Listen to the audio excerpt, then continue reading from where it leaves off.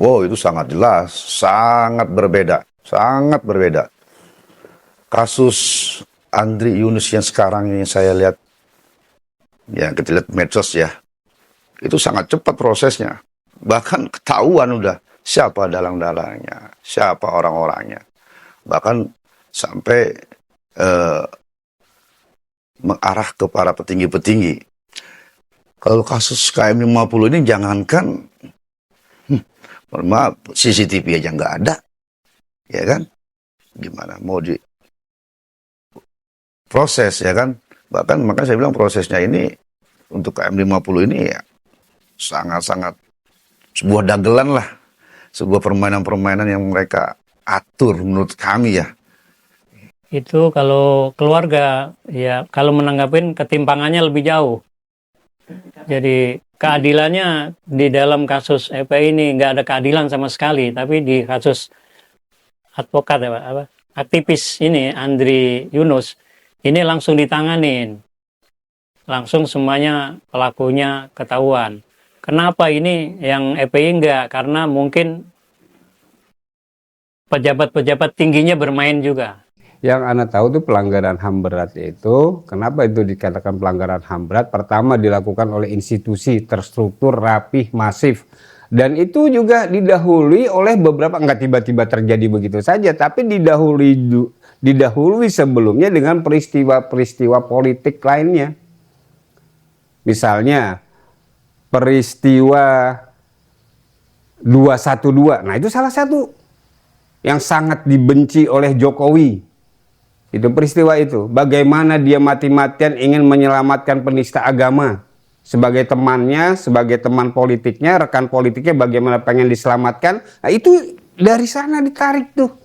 Paling deket tuh dari situ. Kalau kita mau tarik lebih lanjut lagi ke tahun 98, itu bisa ditarik ke sana. Karena buktinya apa? Buktinya mereka berupaya untuk membubarkan FPI. Siapa? Yang itu institusi negara yang tadi, gitu. Terus kalau kasusnya ini dianggap kriminal biasa, lucu, gitu. Jadi dilihat dari awal sampai akhir, baru kita tahu oh ternyata memang ini sebuah pelanggaran HAM berat. Gitu. Ya karena dagelan jadi takut sama atasannya.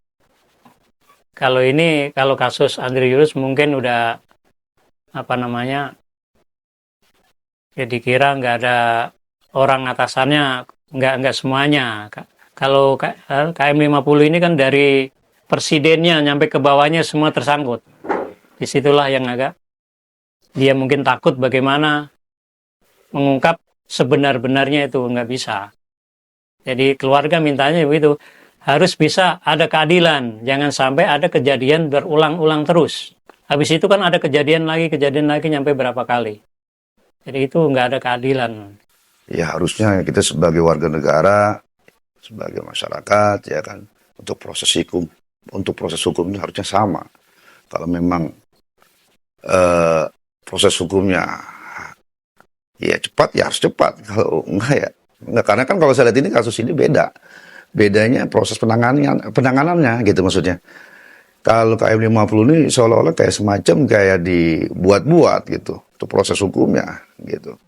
Karena kita tahu kondisi ya pribadi ya salah satu syuhada ya saudara kami ya, keluarga kami Andi Oktavian bagaimana, tapi kan itu difitnah. Jelas mereka nggak bawa senjata, tapi dibilang bawa senjata. Mereka nggak punya senjata. Sedangkan kasus Andri Yunus ini dengan CCTV aja itu aja udah jelas sudah ada. Jadi gampang untuk penanganannya. Ya kita untuk proses kasus KM 50 gimana kita penanganannya yang sesuai, orang CCTV-nya aja udah nggak ada. Bisa hilang begitu.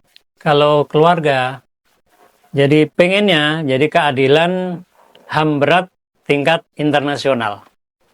Internasional bukan nasional lagi.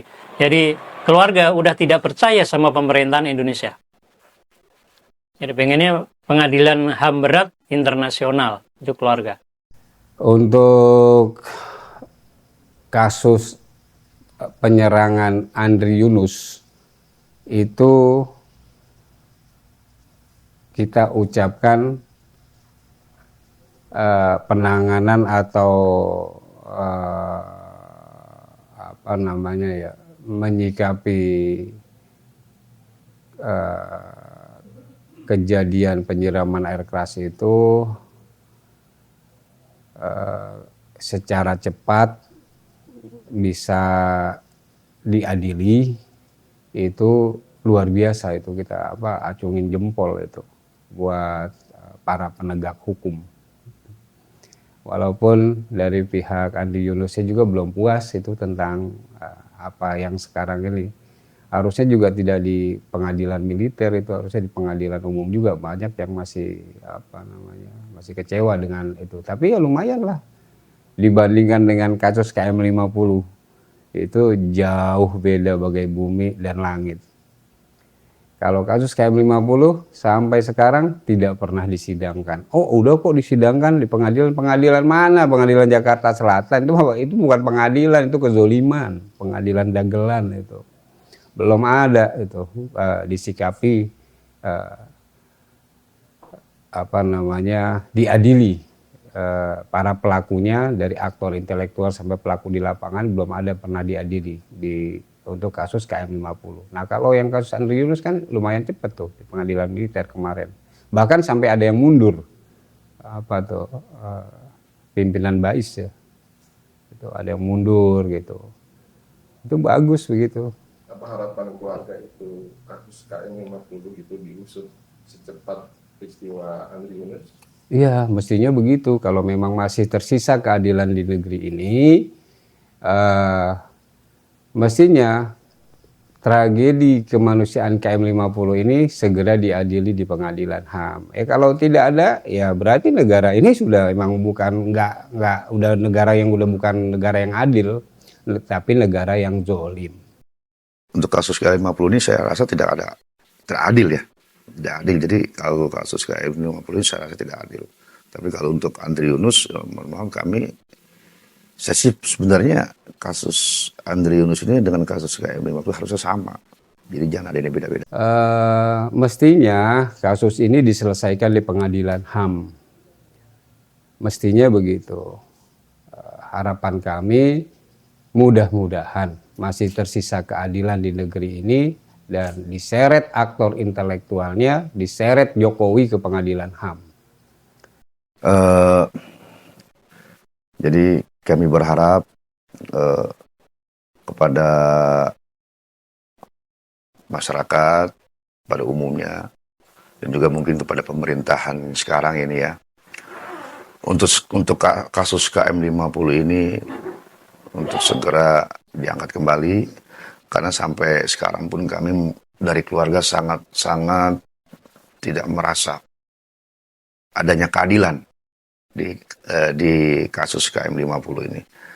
Karena dari sebuah pengadilan yang begitu dagelannya itu, menurut kami ini keluarga tidak adil banget lah. Dan saya berharap kepada masyarakat untuk bisa melihat kasus KM50 dengan kasus Andri Yunus ini sangat berbeda sekali penanganannya. Karena kalau kasus Andri Yunus sangat cepat proses hukumnya, dan untuk kasus KM50 sangat-sangat lambat. Bahkan sampai sekarang pun kami merasa tidak adil. Kami tidak merasa bahwasanya pengadilan itu benar-benar adanya. Kami melihat pengadilan itu hanya sebuah dagelan.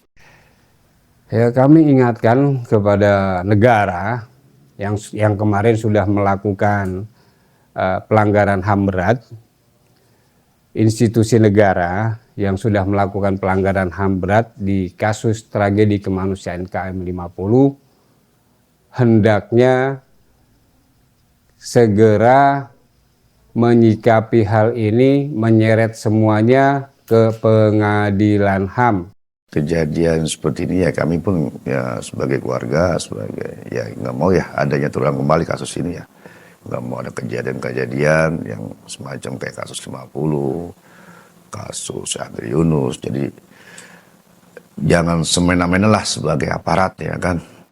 Sebagai aparat, sebagai penegak hukum, jangan sembarangan, jangan semaunya karena semua juga berjalan harus sesuai koridor hukum yang ada.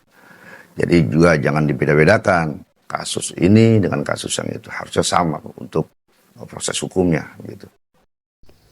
Itulah yang saya katakan kenapa ini merupakan pelanggaran HAM berat, karena dilakukan oleh negara.